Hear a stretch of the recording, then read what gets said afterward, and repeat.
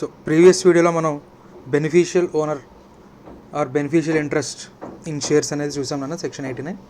So ఇప్పుడు section 90 register of significant beneficial owner in a company అనే దాని గురించి డిస్కస్ చేస్తాం.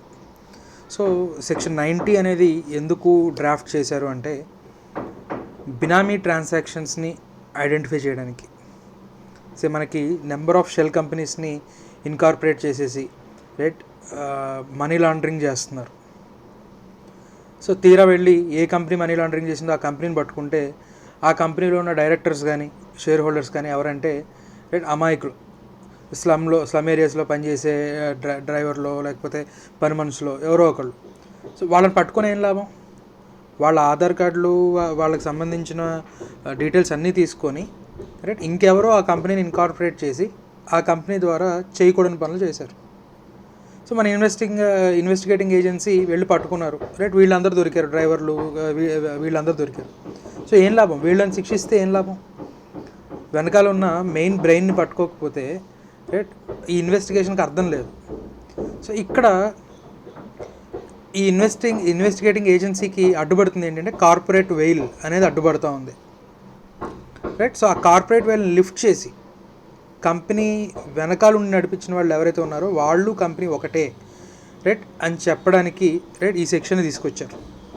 రైట్ ఆ ఇన్వెస్టిగేటింగ్ ఏజెన్సీకి ఏదైతే అడ్డుగా ఒక కార్పొరేట్ వెయిల్ అనేది ఏదైతే ఉందో రైట్ అల్టిమేట్గా కార్పొరేట్ వెయిల్ని లిఫ్ట్ చేయొచ్చు ఎప్పుడు కోర్టుకు వెళ్ళిన తర్వాత, డిస్కషన్స్ జరిగిన తర్వాత. కానీ అల్టిమేట్గా ముందుగానే రైట్ అసలు ఆ కోర్టు ఇది లేకుండా ముందుగానే ఒక టూల్, ఒక ఆయుధం ఇవ్వడానికి అన్నట్టుగా సెక్షన్ 90 అనేది తీసుకొచ్చారు.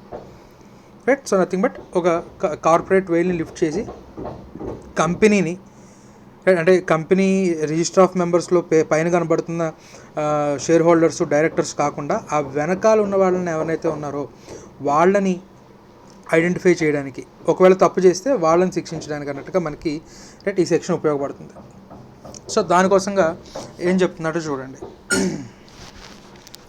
ఒక ఇండివిజువల్ కానీ లేదా ఒక ట్రస్ట్ కానీ రైట్ లేకపోతే person residing out of India కానీ రైట్ సో వీళ్ళు ఒంటరిగా, సో అంటే ఒక ఇండివిజువల్ అయి ఉండొచ్చు, లేదా ఒక ట్రస్ట్ అయి ఉండొచ్చు, లేదా person residing out side India alone అయి ఉండొచ్చు రైట్ ఎలోన్గా కానీ లేదా టుగెదర్ కానీ రైట్ ఇండివిజువల్ విత్ ట్రస్ట్ కానీ లేకపోతే ఇండివిజువల్ విత్ పిఆర్ఐ కానీ లేకపోతే వీళ్ళందరూ కానీ or through one or more persons or trusts right లేదా ఇంకెవరో పర్సన్ సమ్ ఎక్స్ అనే పర్సన్ వీళ్ళ ద్వారా కానీ.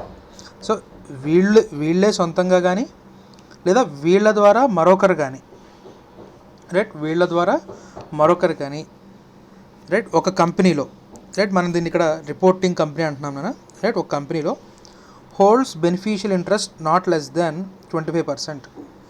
రైట్ సో దీన్ని ఇక్కడ మనం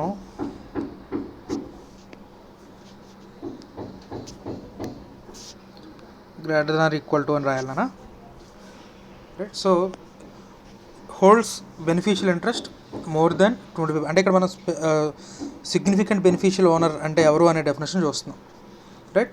సో రిపోర్టింగ్ కంపెనీలో holds beneficial interest more than or equal to 25% or right to excise significant influence or control or actually excising control right.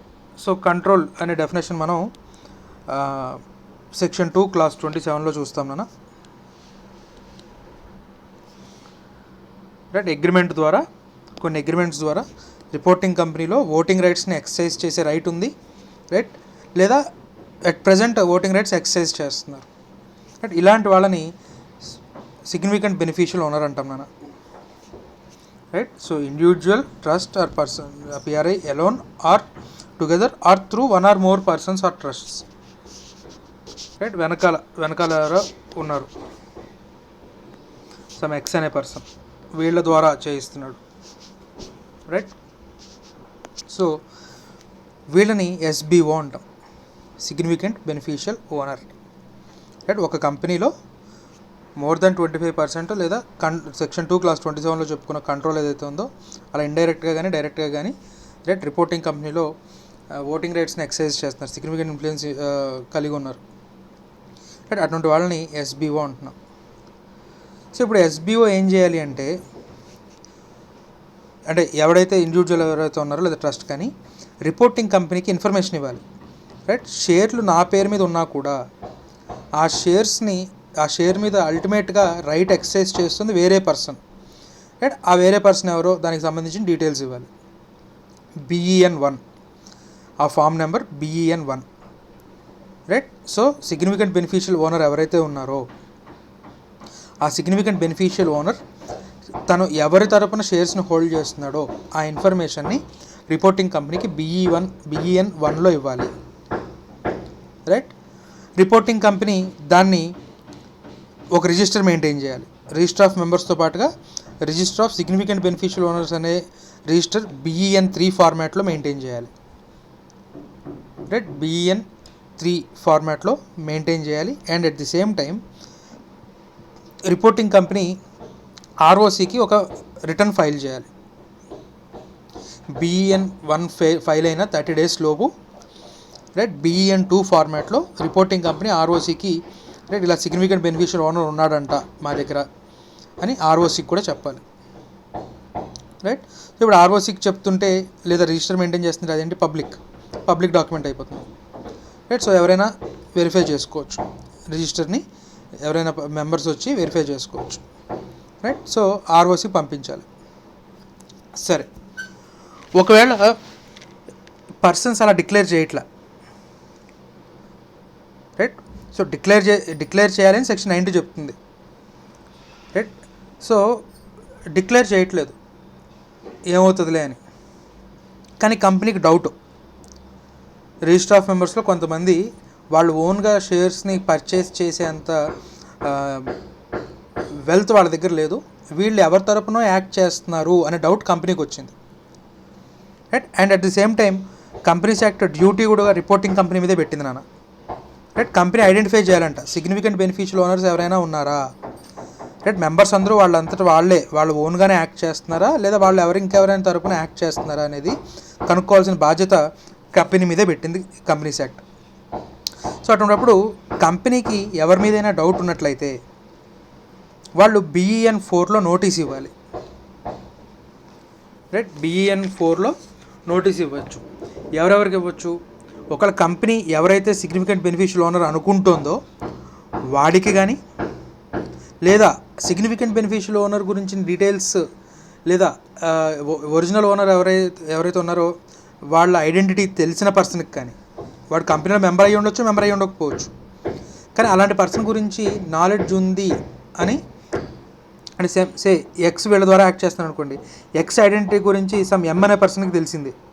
Right, even ఆ M అనేవాడు కంపెనీలో మెంబర్ కాకపోయినా సరే కంపెనీస్ యాక్ట్ కంపెనీకి ఇచ్చిన పవర్ ఏంటి అంటే ఆ Mకి నోటీస్ ఇవ్వచ్చు. ఎక్స్ ఐడెంటిటీ గురించి తెలిసినటువంటి పర్సన్కి కూడా నోటీస్ ఇవ్వచ్చు. రైట్, లేదు లాస్ట్ 3 yearsలో సిగ్నిఫికెంట్ బెనిఫిషియల్ ఓనర్ అయి ఉండొచ్చు, రైట్, అలాంటి వాళ్ళకు కూడా నోటీస్ ఇవ్వచ్చు. రైట్, అంటే లాస్ట్ 3 yearsలో సిగ్నిఫికెంట్ బెనిఫిషియల్ ఓనర్షిప్ పొందిన వాళ్ళకు కూడా రైట్, అంటే డౌట్ ఉంటే కంపెనీ కనుక డౌట్ ఉన్నట్లయితే రైట్ డీటెయిల్స్ ప్రొవైడ్ చేయండి అని చెప్పి BEN4లో నోటీస్ ఇస్తుంది. సో ఈ పర్సన్స్ ఎవరైతే ఉన్నారో అంటే SBO అయి ఉండొచ్చు, లేదా X అయి ఉండొచ్చు, లేదా M అయి ఉండొచ్చు. రైట్, సో వీళ్ళు ఏం చేయాలి? నోటీస్ అందుకున్న 30 days లోపు రెస్పాండ్ అవ్వాలి. Right, SBO to reporting company <= 30 days respond అయ్యి రైట్ డీటెయిల్స్ ఇవ్వాలి. ఒకవేళ ఇవ్వకపోతే రైట్ ఇవ్వలేదు ఆర్ ఇచ్చినా కూడా no full information, right satisfactory information లేదు. సో అటువంటిప్పుడు మరి కంపెనీ ఏం చేయాలి? సో ఎక్స్పైరీ ఆఫ్ 30 days దగ్గర నుంచి, లేదా ఇన్ఫర్మేషన్ వచ్చినా కూడా అది సాటిస్ఫాక్టరీగా లేదు, సో అక్కడ నుంచి 15 days లోపు రిపోర్టింగ్ కంపెనీ ఏం చేయొచ్చు అంటే, సో అంటే ఈ ఎక్స్పైరీ ఆఫ్ ఈ 30 days దగ్గర నుంచి <= 15 days లోపు NCLTకి కంప్లైంట్ చేస్తుంది, ట్రైబ్యునల్కి కంప్లైంట్ చేస్తుంది. రైట్, ఇలా నేను నోటీస్ పంపించాను అయినా సరే వాళ్ళు ఇన్ఫర్మేషన్ పంపలేదు, లేదా ఇన్ఫర్మేషన్ పంపించారు కానీ అది సాటిస్ఫాక్టరీ ఇన్ఫర్మేషన్ పంపించలేదు అని చెప్పి NCLTకి కంప్లైంట్ చేయొచ్చు. So NCLT less than or equal to 60 days లోపు హీరింగ్స్ కంప్లీట్ చేసేయాలి, right. So NCLT will give reasonable opportunity of being head to both the company and the persons who received the notice, right. So 60 days లోపు hearings complete చేసి, right, order ఇవ్వాలి, right. ఒకవేళ ఎలాంటి orders ఇవ్వచ్చు? Restrict the rights, అంటే ఎవరైతే ఈ shares in question ఏవైతే ఉన్నాయో ఆ షేర్స్ మీద రైట్స్ ఎటువంటి ఓటింగ్ రైట్స్ ఎక్సైజ్ చేయడానికి లేదు, డివిడెండ్స్ ఉండవు, ఇలాంటి రకరకాల రెస్ట్రిక్షన్స్ని ఇంపోజ్ చేస్తుంది ఎన్సిఎల్టీ, రైట్. సో ఒకవేళ ఇలా ఇంపోజ్ చేసిన తర్వాత 1 year లోపు కనుక ఈ ఎస్బీఓ కానీ ఎక్స్ కానీ ఎం కానీ రెస్పాండ్ అయ్యి రెస్ట్రిక్షన్స్ ఎత్తేయండి, మేము ఫుల్ డీటెయిల్స్ ఇస్తున్నాము అని రెస్పాండ్ అయ్యి ఇవ్వకపోతే, రైట్, వాళ్ళు ఒకవేళ అప్పీల్ కనుక చేసుకోకపోయినట్లయితే, రైట్, ఎన్సిఎల్టీ ఏం చేస్తుందంటే ఈ షేర్స్ అన్నిటిని కూడా ఇన్వెస్టర్ ఎడ్యుకేషన్ ప్రొటెక్షన్ ఫండ్కి ట్రాన్స్ఫర్ చేసేయండి అని చెప్పి ఆర్డర్ ఇస్తుంది. సో అంటే ఆర్డర్ 2 రకాలు నాన్న. ఒకటి రెస్ట్రిక్షన్స్ ఇంపోజ్ చేస్తుంది, అండ్ రెస్ట్రిక్షన్స్ ఇంపోజ్ చేసిన 1 year లోపు కనుక, రైట్, ఎవరైతే ఎస్బీఓ కానీ లేకపోతే ఒరిజినల్ ఓనర్స్ కానీ ఎవరైతే ఉన్నారో వాళ్ళు ఫుల్ ఇన్ఫర్మేషన్ ఫైల్ చేసి, రైట్, కండోన్ చేయండి, మేము డిలే చేసాము, రైట్, మేము ఫుల్ ఇన్ఫర్మేషన్ ఇస్తున్నాము, ప్లీజ్ లిఫ్ట్ ద రెస్ట్రిక్షన్స్ అని చెప్పి ప్లీడ్ చేసుకోకపోయినట్లయితే 1 year లోపు, రైట్, ఎన్సిఎల్టీ ఏం ఆర్డర్ ఇస్తుంది? ఐఈపీఎఫ్కి ట్రాన్స్ఫర్ చేసేయమని చెప్పి ట్రైబ్యునల్ ఆర్డర్ ఇవ్వచ్చు, రైట్. సో ఇక్కడ ఎస్బీఓ కానీ ఎక్స్ కానీ ఎం కానీ ఎవరైతే ఉన్నారో, సో ఎవరైతే రిపోర్ట్ చేయాల్సిందో BEN1లో వాళ్ళు కనుక రిపోర్ట్ చేయనట్లయితే కనుక, రైట్, వాళ్ళకి imprisonment up to 1 year or minimum fine of 1 lakh and maximum fine of 10 lakhs or both, right, అన్నీ పడేలాగా ఉంది. And at the same time అది ఎన్నాళ్ళు కంటిన్యూ అవుతుంటే ఆ డిలే అన్నాళ్ళు 1000 rupees per day, రైట్. ఒకవేళ తప్పుడు ఇన్ఫర్మేషన్ ఇచ్చున్నాడు అనుకోండి, రైట్, ఇన్ఫర్మేషన్ ఇచ్చాడు కానీ తప్పుడు ఇన్ఫర్మేషన్ ఇచ్చాడు, రైట్, అటువంటప్పుడు సెక్షన్ 447 కింద కూడా, రైట్, లైబుల్ అవుతాడు, రైట్. అలాగే కంపెనీ కనుక రిజిస్టర్ మెయింటైన్ చేయడం ఫెయిల్ అయితే, right, minimum 10 lakhs maximum 50 lakhs, అలాగే అలా ఎన్నాళ్ళు అయితే రిజిస్టర్ మెయింటైన్ చేయాలో ఎన్నాళ్ళు కంటిన్యూ అయితే అన్నాళ్ళు 1000 rupees per day, right, fine అనేది పడుతూ ఉంటుంది. Right, significant beneficial owners of A company.